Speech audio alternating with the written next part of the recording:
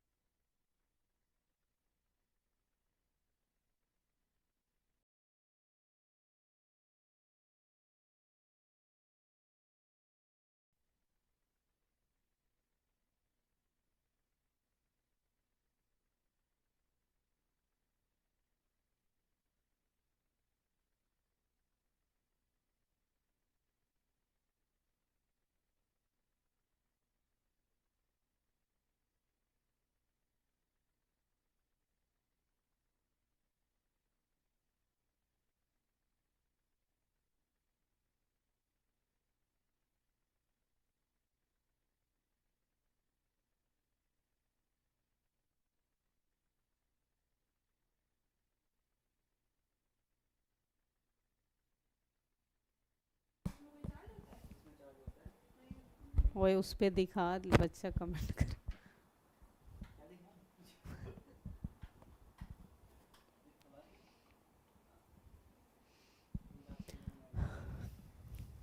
Good afternoon Pradyuman.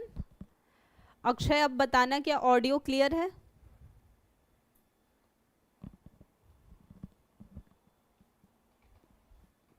तो next क्या था, हम सिंधु सभ्यता की बात कर रहे थे। तो यहाँ हमने देखा प्री प्रोटो हिस्टोरिक और प्रो हिस्टोरिक पीरियड में। तो किसमें था सिंधु घाटी सभ्यता का संबंध? तो सिंधु घाटी सभ्यता का संबंध था प्रोटो हिस्टोरिक पीरियड से, इसी समय में। और इस समय जो है लोग तांबे और कांसे दोनों से परिचित थे। तो ये जो सभ्यता थी कांस्य युगीन सभ्यता के नाम से भी जानी जाती थी। अक्षय ध्यान से ए नहीं होगा, बी दो का। प्राग ऐतिहासिक में कहां से सिंधु घाटी सभ्यता पैदा हुआ? ये तो पाषाण युग था। नेक्स्ट, सिंधु घाटी की सभ्यता गैर आर्य थी क्योंकि आर्यों का आगमन कब हुआ था? सिंधु घाटी के पतन के पश्चात। और एक कारण भी सिंधु घाटी सभ्यता के पतन में माना जाता है, भले ही वो जो है स्पष्ट नहीं है अभी तक, लेकिन जो आकस्मिक कारण माने गए थे उसमें से एक जो माना जाता है कि आर्यों ने ही जो है सिंधु घाटी सभ्यता पर आक्रमण किया था, जिसकी वजह से ये सभ्यता जो है डिक्लाइन हो गई थी। गुड इवनिंग श्रवण। तो क्या ये सभ्यता नगरीय सभ्यता थी गैर आर्य होने के लिए? इसकी अपनी लिपि थी, उसकी खेतीहर अर्थव्यवस्था थी, उसका विस्तार नर्मदा घाटी तक था। प्रश्न को ध्यान से पढ़िएगा कि पूछ रहा है कि इंडस वैली सिविलाइजेशन क्यों गैर आर्य थी, इसका कारण आपसे पूछा जा रहा है। प्रश्न को ध्यान से, आप जानते हैं कि ये सभ्यता जो थी वो खेतीहर सभ्यता नहीं थी, बल्कि व्यापार पर आधारित थी। व्यापार और बिजनेस जो था यहाँ पर मुख्यतः नर्मदा नदी पर नहीं विकसित थी, सिंधु व सहायक पर। सिंधु व सहायक। लेकिन ये कोई वजह वैसे भी नहीं बनेगी कि कोई जो प्लेसेस है वो किस नदी के किनारे बस रहा है वो आर्य, क्योंकि आर्य का एक हाँ कह सकते हैं ये वजह, क्योंकि आर्यों के आगमन के पश्चात जो है धीरे धीरे इनका विस्तार जो हुआ था वो गंडक से लेकर नर्मदा के क्षेत्रों में हुआ था। इनकी अपनी लिपि थी और ये लिपि कभी नहीं ये बता सकती कि गैर आर्य। इनके पास चित्रात्मक लिपि थी, पढ़ा नहीं जा सकता था। आद्य ऐतिहासिक जो युग था उस समय हमारे पास भले ही चित्रात्मक लिपि थी पर उसे पढ़ा नहीं गया था। तो क्या मुख्य वजह थी? नगरीय सभ्यता थी, क्योंकि आर्य जो थे वो क्या थे? आर्य जो मेनली थे ये ग्रामीण थे, ग्रामीण और कबीलाई व्यवस्था वाले थे। जी बिल्कुल अक्षय, 3 का ए बिल्कुल सही। कम टू नेक्स्ट, सिंधु घाटी सभ्यता इंडस वैली सिविलाइजेशन को आर्यों से पूर्व की रखे जाने का महत्वपूर्ण कारक है। अच्छा, प्रश्न पूछ रहा है कि सिंधु घाटी सभ्यता को आर्यों से पूर्व की सभ्यता क्यों रखा गया था? जी बिल्कुल प्रद्युमन, आपका भी जवाब सही है। ए लिपि की वजह से, बी नगर नियोजन यानी जो टाउन प्लानिंग थी उसकी वजह से, तांबे की वजह से या मृदभांड की वजह से, किस वजह से जो है ये रखा गया था आर्यों से पूर्व? लिपि की वजह से नहीं, क्योंकि इनके पास जो लिपि थी वो चित्रात्मक लिपि थी, इनकी लिपि पढ़ी नहीं जा सकी है। इसके अलावा नगर नियोजन का कोई वजह नहीं है जिसकी वजह से आर्यों से पूर्व रखे जाने का, क्योंकि ये इनकी यूनिक फीचर्स माने जाते हैं, जो इनकी अद्वितीय विशेषताएं हैं सिंधु घाटी सभ्यता की, जिसमें इनके नगर नियोजन की व्यवस्था को हम कहते हैं, जल संरक्षण की व्यवस्था हो गया, ड्रेनेज सिस्टम की विशेषता हो गई, वो सभी इसकी फीचर्स में आते हैं। तांबे का प्रयोग इससे कोई मतलब नहीं है, क्योंकि तांबे के प्रयोग से, बल्कि जो मृदभांड मिले हैं यहाँ से, इस समय मृदभांड आपको मेनली जो मिले थे काले व लाल, जबकि आर्यों के समय जब हम जाते हैं वैदिक सभ्यता में तो वहां आपको गैरिक मृदभांड देखने को मिलते हैं, चित्रित धूसर मृदभांड भी देखने को मिलते हैं, चमकीले लाल काले चमकीले जो थे वो भी मृदभांड, पॉलिशदार मृदभांड भी मिले हैं। अक्षर सी नहीं बल्कि डी होगा आपका जवाब। कम टू नेक्स्ट, सिंधु घाटी संस्कृति इंडस वैली कल्चर वैदिक सभ्यता से भिन्न थी क्यों? यानी कि इन दोनों में मूलतः क्या अंतर था कि ये एक दूसरे से जो है अलग नजर आते थे? ऑप्शंस को ध्यान से पढ़िए। इसके पास विकसित शहरी जीवन की सुविधाएं थी, इनके पास चित्रलेखीय लिपि थी, चित्रात्मक जो होती है। इनके पास लोहे और रक्षा शास्त्रों के ज्ञान का अभाव था। उपर्युक्त में से सभी, आपसे पूछा जा रहा है किस वजह से जो है ये थी। सिंधु घाटी सभ्यता जी बिल्कुल विकसित शहरी सभ्यता थी और वैदिक जो है ग्रामीण सभ्यता थी। इनके पास चित्रात्मक लिपि थी जी बिल्कुल, और यहां पर जो है हमारे पास साहित्यिक साक्ष्य भी मिले थे।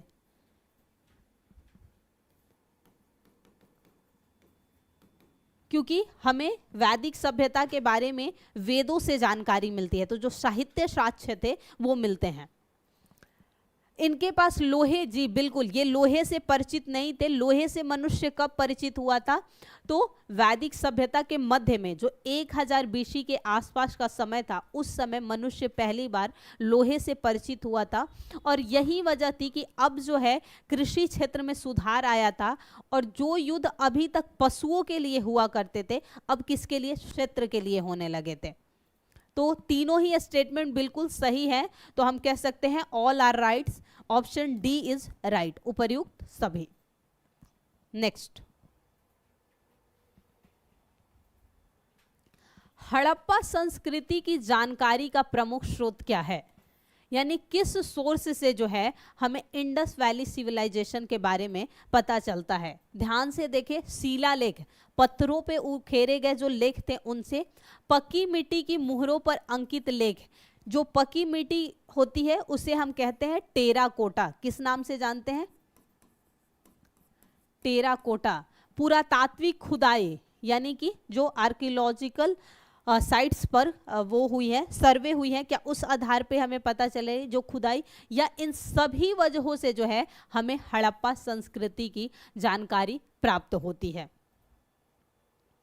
जवाब आप सभी की तरफ से आना चाहिए। तो याद रखिएगा, ये पुरातात्विक जो खुदाई की गई है यही मुख्य वजह, क्योंकि हम पढ़ते हैं सिंधु घाटी सभ्यता में कई स्थलों की खोज, जैसे हड़प्पा, मोहनजोदड़ो, राखीगढ़ी, बनावली, अलग अलग स्थानों पर व्यक्तियों ने खोज की है, और इसी से जो है हमें इस सभ्यता के बारे में जानकारी मिलती है कि वहाँ से कौन से साक्ष्य प्राप्त हुए थे। कहीं से जैसे कि चावल का साक्ष्य प्राप्त हुआ, कहीं से अग्नि वेदिका का, कहीं से डॉकयार्ड का, तो खुदाई से ही जो है मेनली पता चला था। तो option C is right. Next, निम्नलिखित में से कौन हड़प्पा संस्कृति के पूर्वी सीमांत का निर्धारक होता है? आप जानते हैं कि जो ये संस्कृति है या ये जो सिविलाइजेशन है, इसका विस्तार वर्तमान के भारत, पाकिस्तान और कुछ हिस्सा अफगानिस्तान का है, जो इसका विस्तार है। तो यहाँ आपसे पूछा जा रहा है कि जो पूर्वी सीमांत यानी कि ईस्टर्न मोस्ट जो विस्तार है वो कहाँ तक है? तो यहाँ हम इसे ऐसे समझते हैं, ये हुआ north to south, east to west. यहां आपको जम्मू कश्मीर का मांडा मिलेगा, ये है जम्मू में। यहां आपको दैमाबाद दक्षिण में मिलेगा, जो कहां पर है? महाराष्ट्र, महाराष्ट्र के अहमदनगर में। पूर्व में आपको आलमगीरपुर, जो कहां पर है? उत्तर प्रदेश के मेरठ में। और वेस्ट की जब बात की जाए तो ये है सुतका गेंडोर, जो कि बलूचिस्तान प्रांत है में है, पाक के बलूचिस्तान जो प्रांत है वहां पर स्थित है। क्या हुआ? जवाब नहीं आ रहा है आप लोगों की तरफ से। मांडा जो है याद रखिएगा, चेनाब जो रिवर है सिंधु की सहायक, उसके किनारे बसा हुआ है। दैमाबाद जो है अहमदनगर में, ये प्रवरा या परवरा नदी। आलमगीरपुर जो यमुना की सहायक हिंडन नदी है उस पर, और सुतका गेंडोर जो है दाश्क नदी है उस पर स्थित है। तो ये जो है विस्तार इसका है। पूछा क्या गया है हमसे? पूर्वी, तो पूर्वी कहाँ है? Alamgirpur. Option C is right, Uttar Pradesh के वर्तमान के मेरठ में जो है स्थित है। कोशिश करिए कि पहले आप जवाब देते रहें, इससे आपको खुद पता चलेगा कि आपकी प्रिपरेशन कहाँ तक पहुंची है।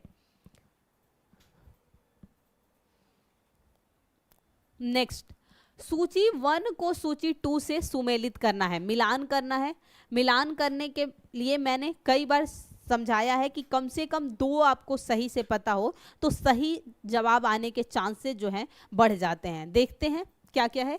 एक तरफ स्थल का नाम दिया हुआ है और एक तरफ खोजकर्ता जो है उसका नाम दिया हुआ है। क्या है? हड़प्पा, हस्तिनापुर, तक्षशिला और कौसाम्बी। हड़प्पा किसने खोज की थी? दयाराम शाह ने। देखिए यहाँ जो ईयर दिया हुआ है वो अलग दिया हुआ है। वैसे अधिकांश स्रोतों में जो हड़प्पा के खोज का समय दिया हुआ है वो 1921 दिया है और मोहनजोदाड़ो का 1922 दिया है। लेकिन मैं हमेशा कहती हूँ कि इतिहास में तिथि को लेकर या कभी कभी शासक वर्ग के समय क्या घटनाएं हुई उसमें थोड़ा बहुत मतभेद लाजमी है, तो उस पर ज़्यादा ध्यान मत दीजिएगा। ए का तीसरा हम देखते हैं कितने ऑप्शन में है। अगर देखा जाए तो एक ऑप्शन में ही है, तो हम 3 ऑप्शन को आसानी से एलिमिनेट कर लिए, लेकिन फिर भी हम देखेंगे कि किसने किसकी खोज की थी। उत्तर प्रदेश का जो हस्तिनापुर है इसे बीबी लाल द्वारा 1950-52 में खोज की गई थी। तक्षशिला जो कि वर्तमान के पाकिस्तान प्रांत में है, इसकी जो खोज की गई थी इस जॉन एस मार्शल जो थे, एस जॉन मार्शल, उनके द्वारा किया गया था 1930-34 तक। और जो कौसाम्बी उत्तर प्रदेश का है ये एनजी मजूमदार द्वारा जो है वो किया गया था 1936 से 1937 तक।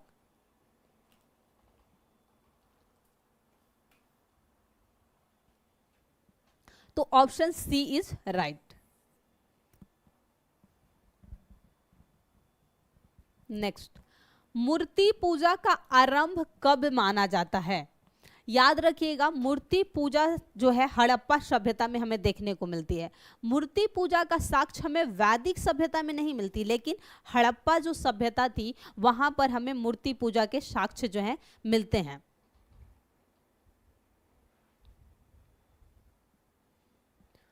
और यहाँ एक बात और ध्यान रखिएगा कि मंदिरों के साक्ष्य नहीं मिले हैं, चाहे वो हम सिंधु घाटी सभ्यता की बात करें या वैदिक सभ्यता, कहीं भी जो है मंदिर का साक्ष्य नहीं मिला है। पूर्व आर्य यानी कि प्री आर्यन के समय, उत्तर वैदिक काल में, मौर्य काल में या कुषाण काल में। तो याद रखिएगा आर्यों से पूर्व जो है ये साक्ष्य हमें मिला था, ना कि उत्तर वैदिक काल में, क्योंकि सिंधु घाटी सभ्यता में जो है लोग यहाँ पर परिचित थे। पूर्व आर्य का मतलब यहाँ पर हो रही है इंडस वैली सिविलाइजेशन, सिंध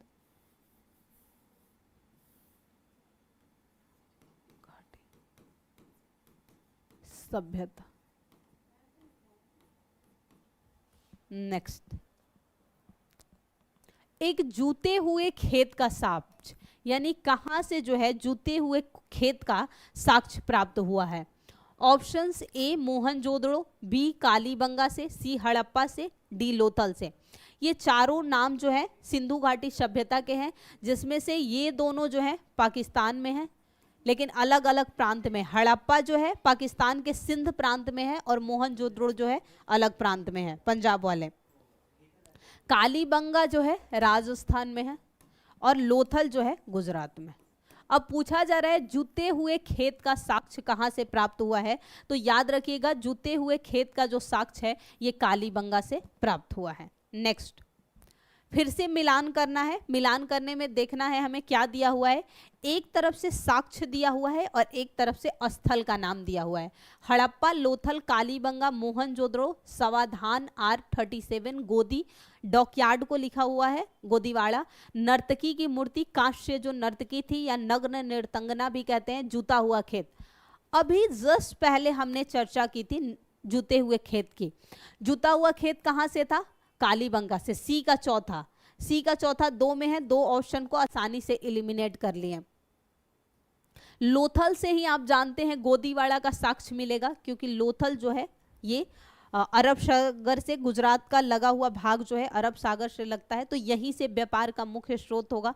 तो बंदरगाह हो, डॉकयार्ड हो, इसके साक्ष्य लोथल से मिलेंगे। यानी बी का दूसरा 2 ऑप्शन में है, ये और ये ऑलरेडी कट चुका है, यानी ये हो सकता है, ये नहीं होगा। अब फिर भी मिलाते हैं, मोहनजोदड़ो से ही जो है नग्न नृतंगना या कांसे की नर्तकी जो है, जो कि द्रवी मोम विधि से बनाई जाती थी, लॉस्ट वैक्स मेथड जिसे कहते थे। और एक बचा तो हड़प्पा से ही जो है समाधान का साक्ष्य मिला है। जब हम अंत्येष्टि की बात करते हैं, हड़प्पा संस्कृति में 3 प्रकार के थे, तो उसमें से एक ये था और इसी से प्राप्त हुआ था कि जो है अंत्येष्टि प्रचलन में थी। तो option D is right. Next, फिर से मिलान करना है, हड़प्पा, हस्तिनापुर, नागार्जुन कोंडा, पैठन, गोदावरी, रावी, गंगा और कृष्णा। इट मीन्स कि एक तरफ स्थलों के नेम दिए हुए हैं और एक तरफ जो नाम है किसका, वो नदियों का है। तो हड़प्पा जो है हमने चर्चा की है, हड़प्पा जो है आपको रावी नदी के तट पर, हस्तिनापुर जो है वो गंगा नदी के तट पर है उत्तर प्रदेश में, नागार्जुन कोंडा दक्षिण भारत की बात है तो कृष्णा नदी, और पैठन जो है वो महाराष्ट्र में जो प्रतिष्ठान है जो कि सातवाहनों की राजधानी थी उसकी बात हो रही है, तो वो जो है गोदावरी नदी पर। अब देखिए कहाँ पर सेम हो रहा है, एक का दूसरा एक ही में है, 3 आसानी से हम कट कर लेते हैं। फिर भी देखते हैं हस्तिनापुर का तीसरा जी, option B is right. Next, Harappa संस्कृति की बस्ती और जिस नदी पर बसा हुआ है, ये कहा जा रहा है हड़प्पा, कालीबंगा, लोथल और रोपड़, भोगवा, घग्घर, रावी, सतलज। यहाँ मिलान करना है, इसका कूट यहाँ पर नहीं दिया हुआ है, हम ऐसे ही मिलान करके देख लेते हैं। हड़प्पा अभी हमने बात की रावी नदी पर है, लोथल जो है, रोपड़ जो है ये आपका होगा सतलज नदी पर, क्योंकि रोपड़ जो है पंजाब में है, लोथल जो है ये आपका होगा भोगवा नदी पर, और कालीबंगा जो है घग्घर नदी पे। तो हम कह सकते हैं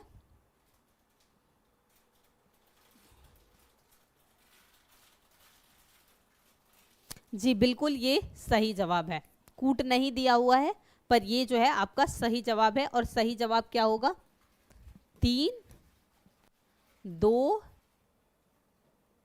1, 4, ये जो है सही जवाब हो जाएगा। कम टू नेक्स्ट, क्या है, सैंधव सभ्यता का महान स्नानागार, जो बृहत स्नानागार था, महान नहीं कह सकते उसे बृहत स्नानागार कहते हैं। गूगल ट्रांसलेट में यही दिक्कत होती है कि हिंदी का कुछ भी ट्रांसलेट कर देता है।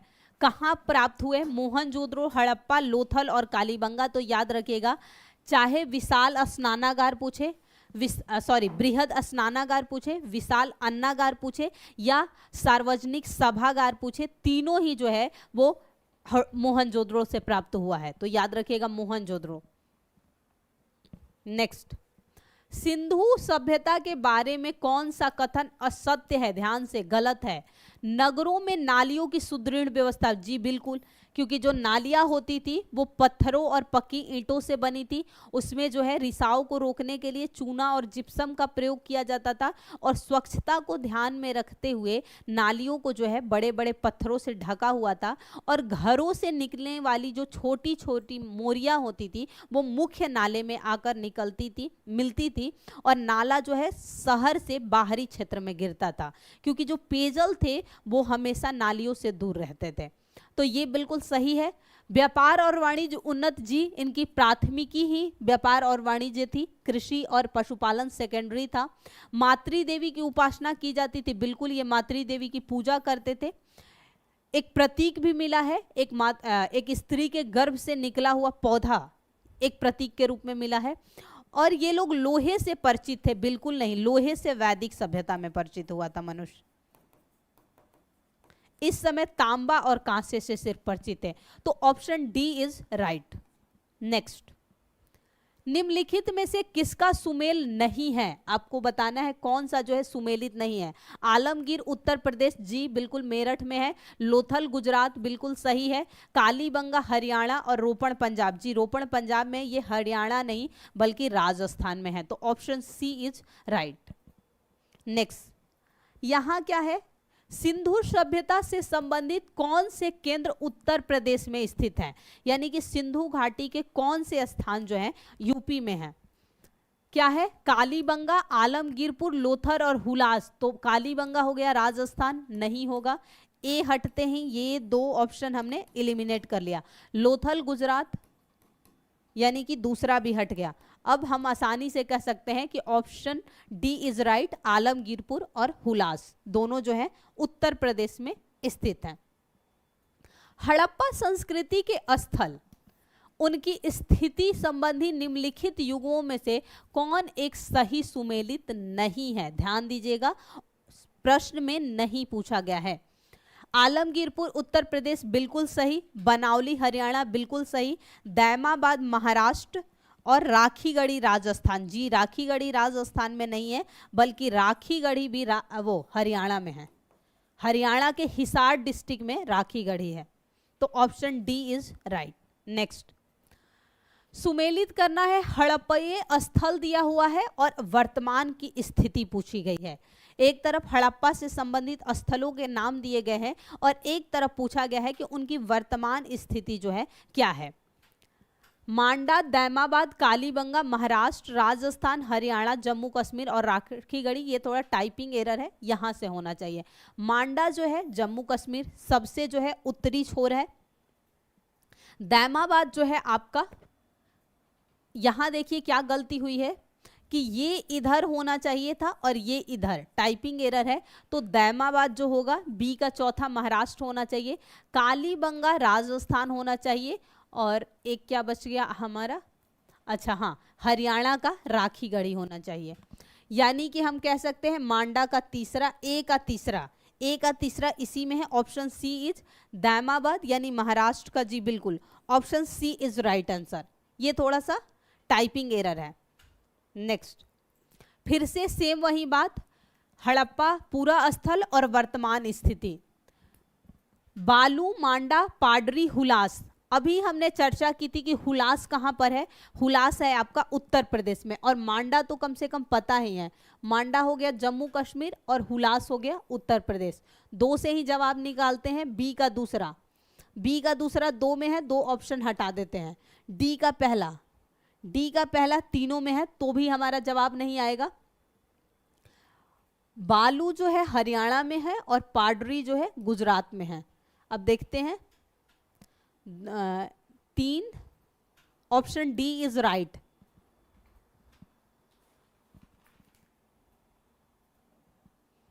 जी बिल्कुल सही है, ऑप्शन डी इज राइट। 3, 2, 4, 1।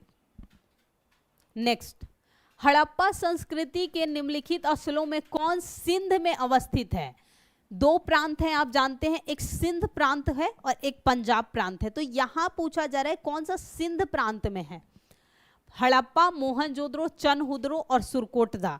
आपको बताना है कि कौन जो है वो है सिंध में। तो हड़प्पा जो है मैंने अभी ही बताया था आपको कि जो हड़प्पा है वो है आपका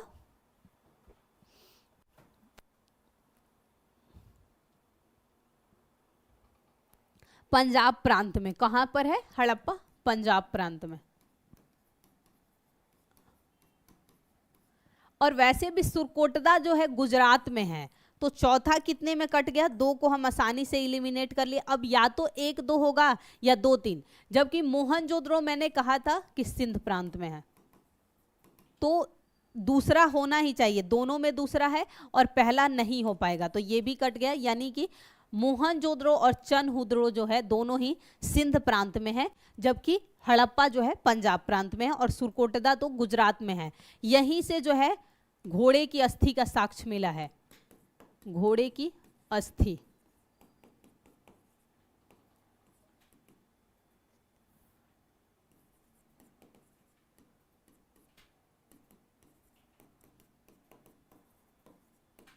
नेक्स्ट, चनहुदड़ो के उत्खनन का निर्देशन किया था, किसने किया था? J.H. मैके ने, सर जॉन मार्शल ने, I.E.M. व्हीलर ने, सर R.L. स्टील ने। अभी हमने थोड़ी देर पहले एक मैच किया था तो उसमें हमने बात भी की थी कि कहाँ से ये जो है मिला था आपको।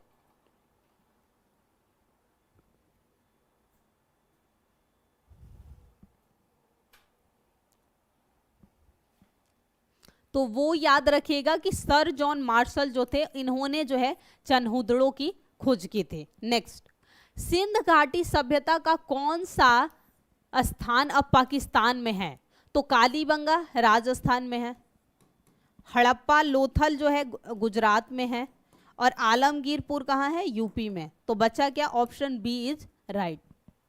नेक्स्ट, दधेरी एक परवर्ती हड़प्पीय पुरा स्थल, यानी कि जब हड़प्पा सभ्यता का पतन हो गया तो उसके बाद जो एक ग्रामीण सभ्यता विकसित हुई जो कि उत्तर सैंधव सभ्यता कहलाती है, उसके बारे में पूछा जा रहा है।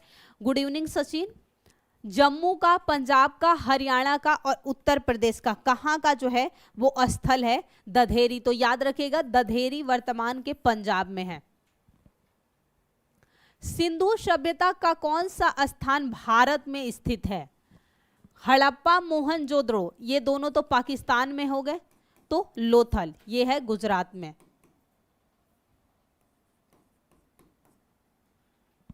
नेक्स्ट, भारत का सबसे बड़ा हड़प्पन पूरा स्थल कौन सा है? ऑप्शन के अकॉर्डिंग आपको बताना है।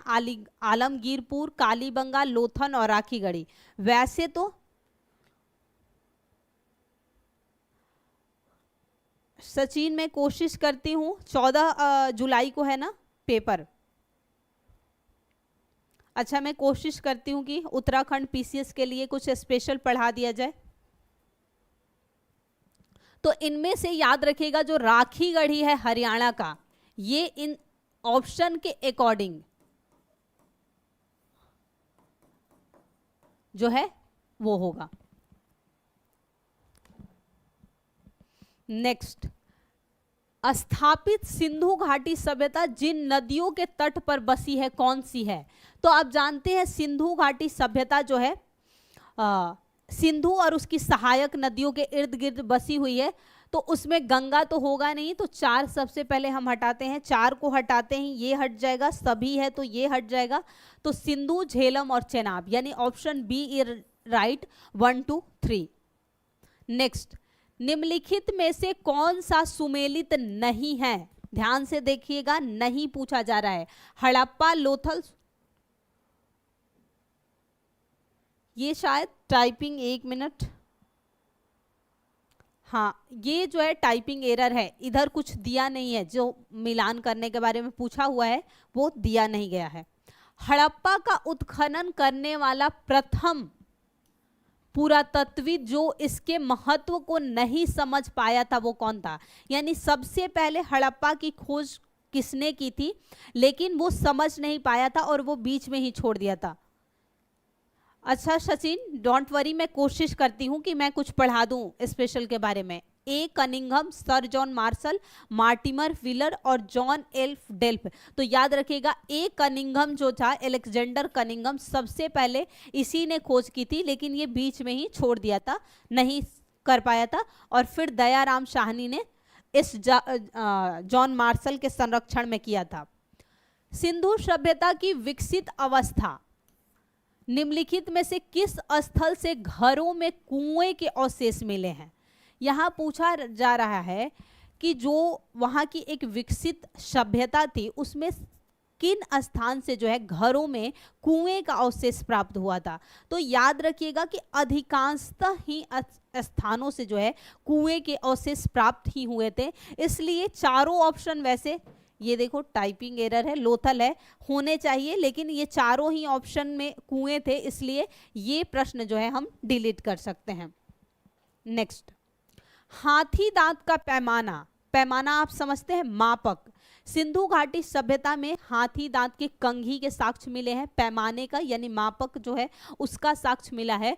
तो जो हाथी दांत का पैमाना मिला है निम्न में से कहा? कालीबंगा, लोथल, धौलावीरा और बनावली। तो याद रखिएगा गुजरात के लोथल से जो है ये प्राप्त हुआ है हाथी दांत का पैमाना। नेक्स्ट, सिंधु घाटी की सभ्यता किस पूरा स्थल से नाव का चित्र या मॉडल प्राप्त हुआ है? अब नाव हो, सीप हो, बंदरगाह हो, डॉकयार्ड हो, कहां से प्राप्त होगा? जो अरब तटों से लगा हुआ क्षेत्र होगा, वो कौन था? गुजरात के स्थल थे। तो अगर ऑप्शन में देखा जाए तो हड़प्पा और कोटदीजी नहीं होगा, कालीबंगा और रोपण नहीं होगा, धौलावीरा और भगत राव नहीं होगा, मोहनजोदड़ो और लोथल। तो यहाँ लोथल है, तो ऑप्शन डी इज राइट, क्योंकि यहीं से जो है हमें ऐसे चित्र जो हैं वो प्राप्त हुए थे। नेक्स्ट, मोहनजोदड़ो तथा हड़प्पा, क्योंकि ये दो मुख्य स्थल थे हड़प्पा संस्कृति के, अब विलुप्त हो गए हैं। किसका जवाब आया था? अंशु, आपका जवाब बी। अंशु एक तो पहले आप नंबर के साथ लिखिए ताकि एग्जैक्ट पता चले कि आप किस प्रश्न का जवाब दे रही हैं। प्लीज आप नंबर के साथ लिखें, वरना दिक्कत होती है, समझ नहीं आता कि आप कौन से प्रश्न का जवाब दे रही हैं। प्रश्न नंबर और फिर जवाब दीजिए, शायद आपका सही जवाब हो। कारण है कि खुदाई के दौरान प्रकट हुए थे। दोनों ही स्टेटमेंट सही है, दोनों पहले पतन में विलुप्त हो गए और खुदाई के कारण प्राप्त हुए। लेकिन क्या यह वजह है कि ये प्रकट तभी हुए जब ये विलुप्त हो गए थे? तो ये है कि सही तो दोनों हैं, पर आर सही का स्पष्टीकरण नहीं कर पा रहा है वैसे दोनों ही स्टेटमेंट जो आपके सही हैं। और ऐसे प्रश्नों का ट्रेंड मैं बता दूं, अभी यूपीपीसीएस के एग्जाम में बढ़ गया है। अगर आप आरओ एआरओ का जो कैंसिल्ड पेपर देखेंगे तो कई ऐसे प्रश्न पूछे गए थे जो कथन कारण पे आधारित थे। नेक्स्ट, हड़प्पन संस्कृति के संदर्भ में शैलकृत स्थापत्य के प्रमाण कहां से मिलते हैं? यानी शैल चित्र पत्थरों पे उकेरा गया, कालीबंगा से, धौलावीरा से, कोटदीजी से और आमरी से। आमरी याद रखिएगा पाकिस्तान में, जहां से हिरण के हड्डियों के साक्ष्य मिले हैं। कोटदीजी पाकिस्तान में ये भी है, धौलावीरा गुजरात में, और जो है ये राजस्थान में, तो कई बार चर्चा हुआ। तो धौलावीरा से याद रखिएगा विशाल जलाशय का, साइन बोर्ड का, ये सभी साक्ष्य जो है धौलावीरा से प्राप्त हुआ है। और यूनेस्को में शामिल सिंधु घाटी का एकमात्र स्थल जो है वो धौलावीरा है।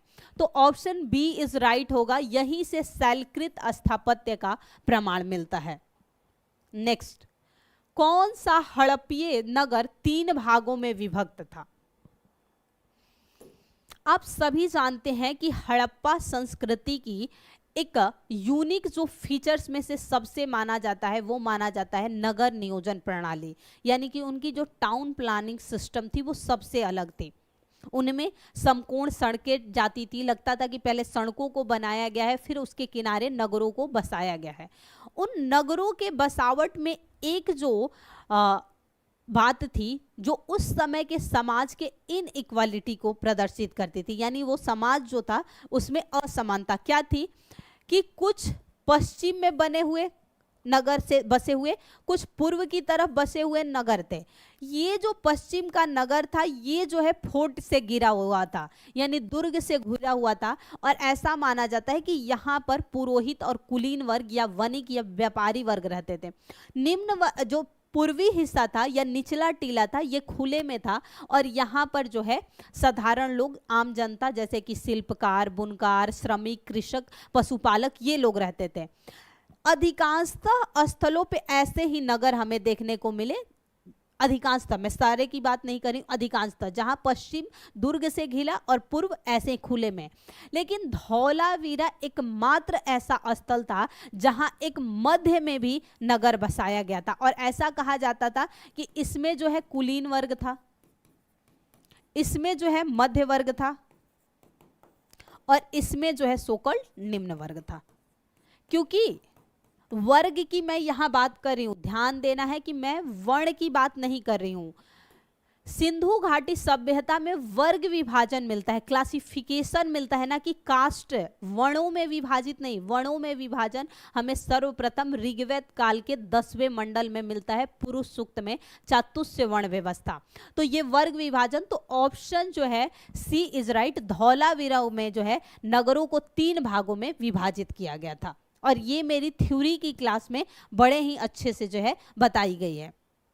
नेक्स्ट, एक उन्नत जल प्रबंधन व्यवस्था का साक्ष्य प्राप्त हुआ है। आप कहेंगे कि एक उन्नत जो जल प्रबंधन, क्योंकि देखो यहाँ पर ड्रेनेज सिस्टम भी मिलता है, वाटर कंजर्वेशन और मैनेजमेंट भी मिलता है, रेन हार्वेस्टिंग मिलता है, सिस्टमेटिक जो है इरिगेशन सिस्टम भी हमें देखने को मिलता है। तो यहाँ पर उन्नत जल प्रबंधन व्यवस्था की बात की जाए तो भी आपका जवाब जो होगा धौलावीरा, क्योंकि यहाँ से हमें विशाल जलाशय का साक्ष्य मिलता है। ये बात याद रखिएगा, क्योंकि इसकी दूसरी जो सबसे विशेषता थी जल प्रबंधन ही थी, जिसमें आपको ड्रेनेज सिस्टम बहुत अच्छा था, यहाँ का वाटर मैनेजमेंट एंड कंजर्वेशन बहुत अच्छा था, रेन हार्वेस्टिंग सिस्टम बहुत अच्छी थी, सिस्टमेटिक इरिगेशन सिस्टम था, जो आज भी कह सकते हैं कहीं ना कहीं प्रासंगिक है और हमें आज सिंधु घाटी सभ्यता से बहुत कुछ सीखने की आवश्यकता है। चाहे वो नगर नियोजन की बात हो, हम भले ही आज स्मार्ट सिटीज की बात करते हैं, अटल मिशन लाया गया है, लेकिन हमें अभी सीखने की आवश्यकता है हड़प्पा सभ्यता से। तो ये नेक्स्ट, निम्नलिखित में से किस स्थल से द्विशव संस्कार यानी एक साथ दो लोगों को संस्कार यानी कि अंत्येष्टि के दफनाने के साक्ष्य मिले हैं? कुंतासी से, धौलावीरा से, लोथल से और कालीबंगा से। तो याद रखिएगा लोथल से 3 ऐसे समाधान मिले हैं जो एक साथ दफनाने के हैं, और इसीलिए कहा जाता है कि सिंधु घाटी सभ्यता में सती प्रथा जो है प्रचलित थी। वैसे सती प्रथा का जो साक्ष्य प्राप्त होता है वो भानुगुप्त के एरण अभिलेख से प्राप्त होता है। नेक्स्ट, हड़प्पन स्थल सनौली के अभी हाल में उत्खनन से प्राप्त हुए हैं। मानव समाधान, पशुओं के समाधान, आवासीय भवन या रक्षा प्राचीर जो है, क्या जो है हमें वहां से प्राप्त हुए हैं, आपको बताना है।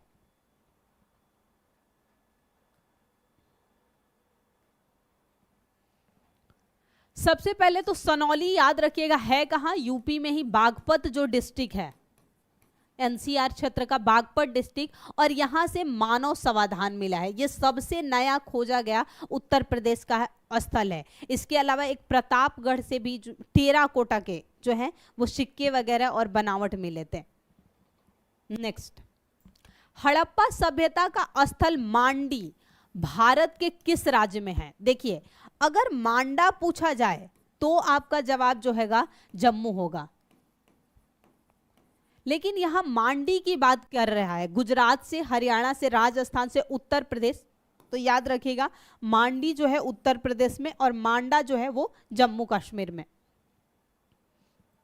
वस्त्रों के लिए कपास की खेती, क्योंकि सूती वस्त्र कपास से ही बनते हैं, कॉटन से, तो आरंभ में सबसे पहले कहां किया गया था? पूछा जा रहा है कि वस्त्रों, सूती वस्त्रों का उपयोग कहां किया जा रहा है।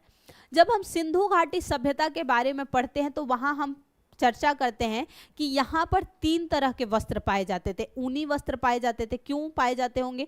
क्योंकि जम्मू कश्मीर पाकिस्तान का, अफगानिस्तान का कुछ हिस्सा था, तो वह इलाका ठंडा है, तो वहाँ ऊनी वस्त्र चाहिए। यहाँ पर लोग सूती वस्त्र से भी परिचित थे और रेशमी वस्त्रों से भी परिचित, जो मलमल होता है उससे भी परिचित थे। तो सर्वप्रथम जो है कपास की खेती सिंधु घाटी सभ्यता में ही की गई थी, इसलिए इसका जो सही जवाब होगा वो आपका भारत होगा, ना मध्य अमेरिका, ना मेसोपोटामिया इराक का, ना ही मिस्र। ये दोनों जो हैं सिंधु घाटी सभ्यता की समकालीन सभ्यताएं हैं, लेकिन सबसे जो विकसित उन्नत सभ्यता थी और सबसे प्राचीन जो सभ्यता थी वो थी सिंधु घाटी सभ्यता। सिंधु घाटी सभ्यता की 3 समकालीन सभ्यताएं थी मुख्यतः, जिसमें एक मेसोपोटामिया जो कि दजला फरात नदी के किनारे बसी है, एक जो है मिस्र की जो नील नदी की देन कही जाती है, और एक चीन जो येलो रिवर। और याद रखिएगा विश्व में जितनी भी विकसित सभ्यताएं हैं या उन्नत सभ्यताएं हैं वो नदियों के किनारे ही विकसित हुई हैं। नेक्स्ट, निम्नलिखित में से किस पशु का अंकन हड़प्पा संस्कृति के मुहरों पर नहीं मिलता है? तो याद रखिएगा वो लोग गाय से भी नहीं, आपको गाय का अंकन भी नहीं मिलता है, घोड़े का भी अंकन नहीं मिलेगा, क्योंकि वो घोड़े से जो है परिचित नहीं थे। शेर का भी नहीं मिलेगा, मेनली बाघ का मिलेगा, भैंस का मिलेगा, हिरण का, कुत्ता, बकरी, ये सभी ज्यादा मिलते हैं। पर ऑप्शन के अकॉर्डिंग अगर देखें तो यहाँ पर घोड़ा है तो ऑप्शन सी इज राइट। बैल भी मिलेगा, हाथी भी, भेड़, बकरी, हिरण, सब कुछ मिलेगा मुहरों पर।